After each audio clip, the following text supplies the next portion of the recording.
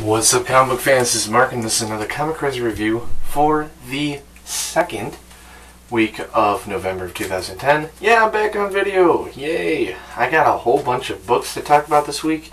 Very good week, in my opinion. So let's get into it with Titans number 29. Wow. If you guys like good action, you'll love this. Especially if you're a Deathstroke fan like I am. You'll enjoy this. It's just cool fight between Dick Grayson, Batman, and Deathstroke. As well as, we get a lot of cool Gotham villains interacting with the new Titans team that Deathstroke made. There's a twist at the end. Very, very interesting. And, if you're a DC fan, you'll like this.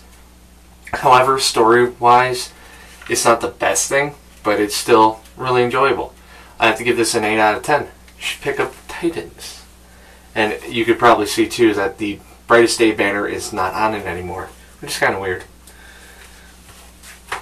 Speaking of Batman, Return of Bruce Wayne, number 6 of 6. Finally, we get the Return of Bruce Wayne, and yes, it didn't make sense. I know Grant Morrison fans are going to say, what? You should like this because it's artistic. And it makes sense if you read all the Batman books. It does make sense, but for me to review a series, and it just, I wish they did a better job with this. Series in general, I think it was a waste of money. I think this could have been a one and done, but they dragged it out for 6 issues for $3.99 each. Is not a good buy. In my opinion, I think this entire series was lacking, and the ending wasn't as good as I thought it was going to be. It was anticlimactic. Alright, Bruce Wayne's back. That's all you need to know. Wikipedia what happened in this. You'll be better off. Don't waste your money on it. I have to give this a 5 out of 10. Very disappointed in this series and this title in particular. Next up is Emerald Warrior, number 3. Number 4. Green Lantern Emerald Warrior, number 4. Wow, this has a lot of words. A lot of words. And if you're not a big Green Lantern fan or a Green Lantern Corps fan, you won't like this as much as, let's say, someone that is really into Green Lantern, like myself. It is very wordy, and the action's really not that... It's not huge in this. And the cliffhanger is a little confusing if you're one of those people that just try to get into comic series, like on the 4th issue. This isn't a good way to do it. This has a lot of story in it, and it may turn off some readers, but for the people that have been reading Brightest Day and the other Green Lantern series, you'll enjoy this somewhat. I have to give this a 7.5 out of 10. Not the best book, but it's still fulfilled your Green Lantern needs for this week, I guess. Now let's get on to the only Marvel book I bought, which was surprisingly very good. Yes, it's the start of big time for Amazing Spider-Man. This is Amazing Spider-Man number 648. This, of course, starts the new Daniel Slott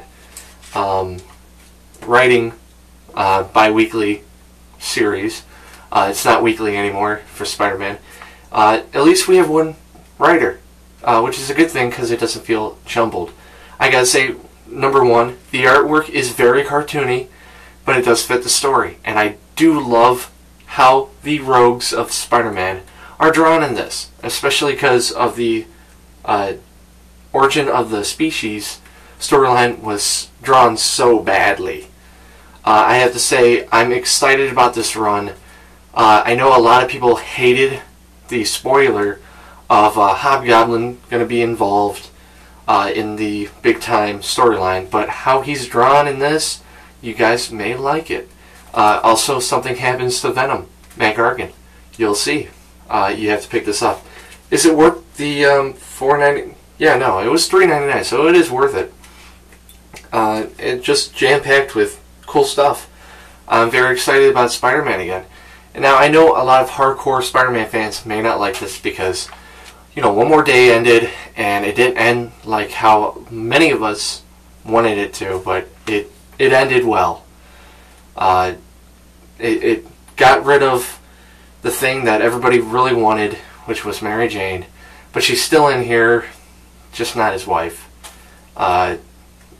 That's a sore subject I'm not going to bring up.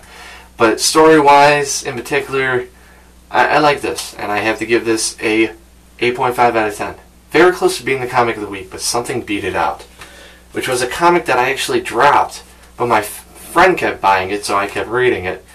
Which was this.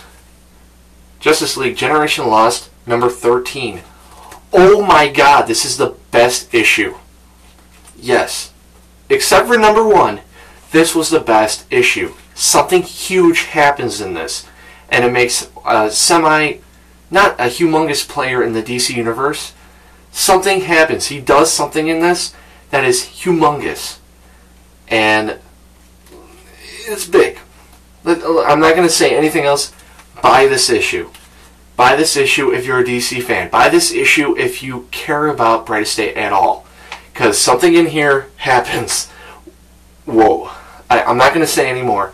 I'm just going to say this. How this was dragging, what they did in one issue made me want to buy Generation Lost again. They could end the series with this, but I don't think they will. But wow, it changed the tempo, and I like it for that. And that's why finally this series gets a comic of the week. Generation Lost, number 13, pick it up. So, that's it, guys. If you would like to see more reviews, check out comiccrazyreviews.webs.com. You can see things from Blue Goblin, Brendan Heck's Boxing Type X, and much, much more. I'm working on the website right now, so don't yell. And hopefully, I will see you next week, depending on my schedule, because a lot of books are coming out. So anything that you've missed, because I wasn't on video, will be up on comiccrazyreviews.webs.com. Also, be sure to check out Quorum TV, that channel here on YouTube. I've been putting up a lot of funny things that may not be suitable for some younger viewers, but it's funny, involving comic book characters. And, of course, Green Lantern series. And a spoiler here, maybe Spider-Man series. That's why I'm wearing this. So until next time, guys, peace out, and like always, keep reading those comics.